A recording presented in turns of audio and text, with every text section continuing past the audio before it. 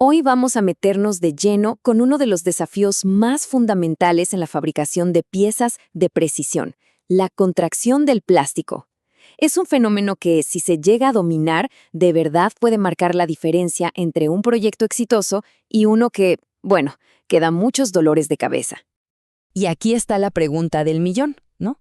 Si alguna vez nos hemos encontrado con piezas fuera de las especificaciones que no dan la medida, la respuesta casi siempre está en este concepto, en la contracción.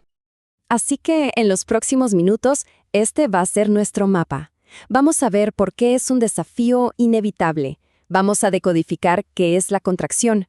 Veremos la fórmula para la precisión, analizaremos los factores que deciden todo y, al final, las estrategias para tener el control. Muy bien, empecemos por el principio, por lo más básico.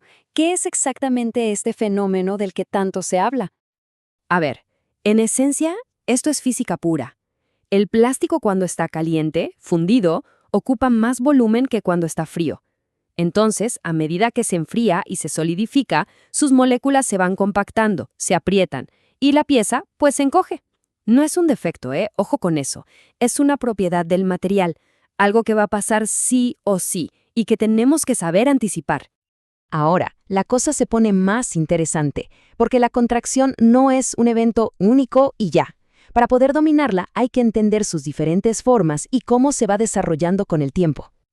Es que es fascinante ver cómo se comporta. La mayor parte de la contracción ocurre dentro del molde, claro, pero no se acaba ahí. Sigue encogiéndose un poco después. Además, puede variar dependiendo de la dirección del flujo de plástico, e incluso en algunos materiales como el nylon, la humedad del ambiente puede hacer que la pieza se hinche un poquito, contrarrestando parte del efecto.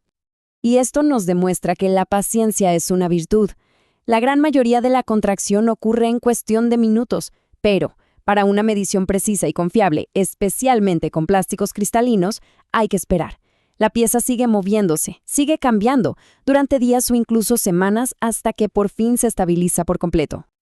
Bien, ahora vamos a los números. ¿Cómo se puede calcular y compensar este efecto para lograr la precisión que se necesita? Esta es la fórmula crucial. A ver, D es la dimensión que necesitamos que tenga nuestro molde. M es la dimensión final que queremos en nuestra pieza, la medida perfecta. Y S, bueno, S es la tasa de contracción del material, que siempre se expresa como un decimal.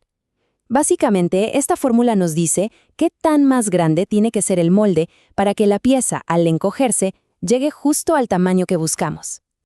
Pongamos un ejemplo para que quede súper claro. Digamos que queremos una pieza de 100.000 milímetros. Nos vamos a la ficha técnica del material y vemos que su contracción es del 1.5%.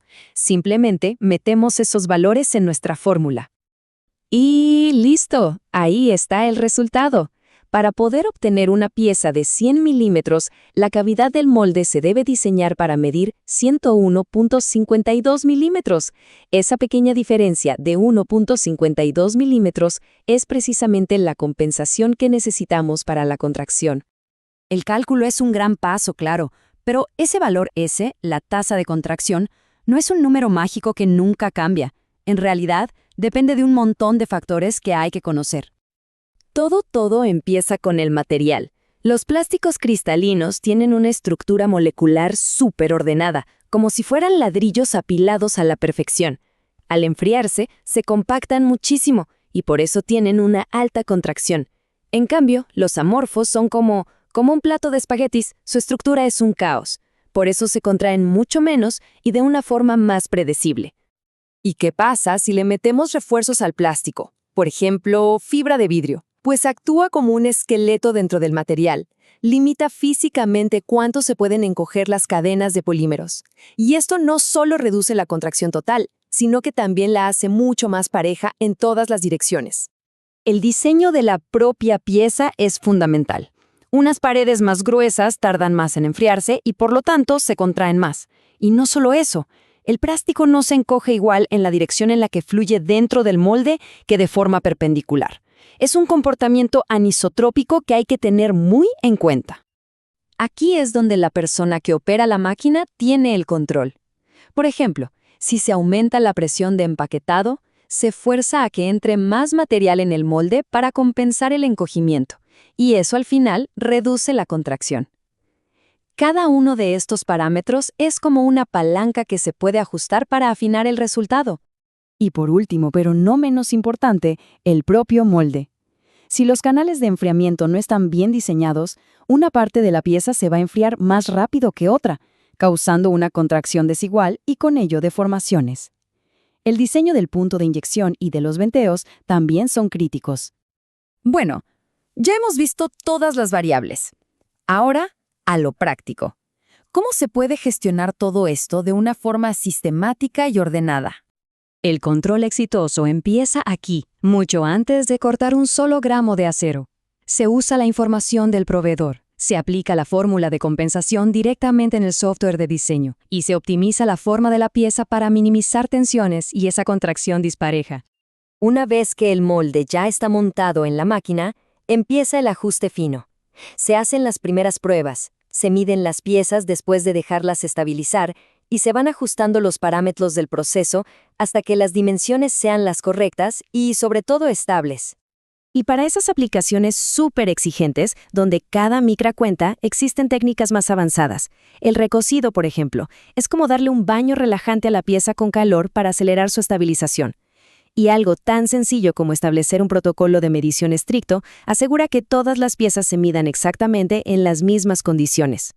Entonces, la idea central es esta. El control de la contracción no es una sola acción, es un proceso completo. Es como una cadena que une el diseño del producto, la ingeniería del molde y la optimización del proceso en la máquina. Y cerramos con esta reflexión. En lugar de ver la contracción como un problema, como el enemigo, quizá la perspectiva correcta es verla como una ley de la naturaleza de los materiales. Una vez que la entendemos, la medimos y la anticipamos, deja de ser un obstáculo y se convierte simplemente en una variable más en la ecuación para fabricar piezas de alta precisión.